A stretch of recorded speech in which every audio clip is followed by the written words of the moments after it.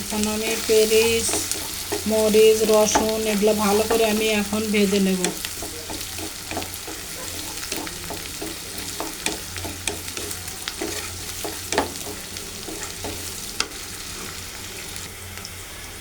এখন আমি শাক দিয়ে দেব।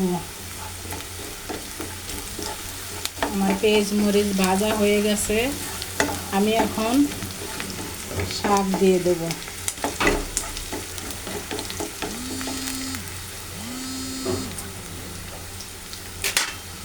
আমি এখন শাক দিয়ে দেব।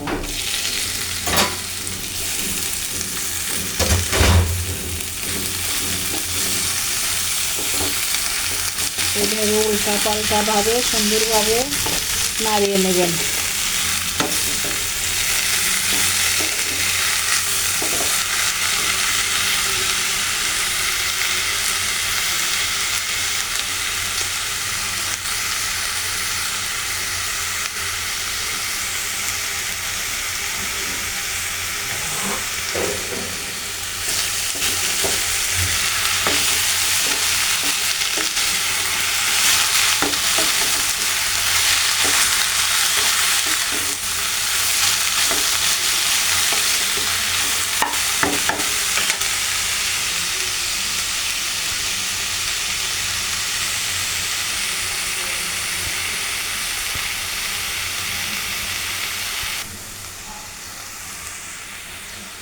দেখেন আমার শাকটা কত সুন্দর হয়েছে, এই দেখেন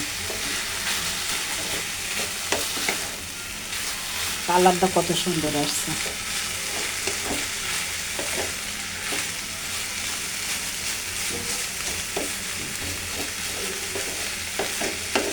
শাকে পানি থাকলে কিন্তু শাক ভালো লাগবে না।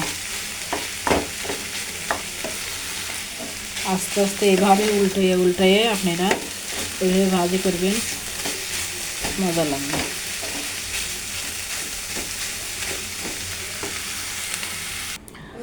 এই দেখেন আমার শাক ভাজি হয়ে গেছে।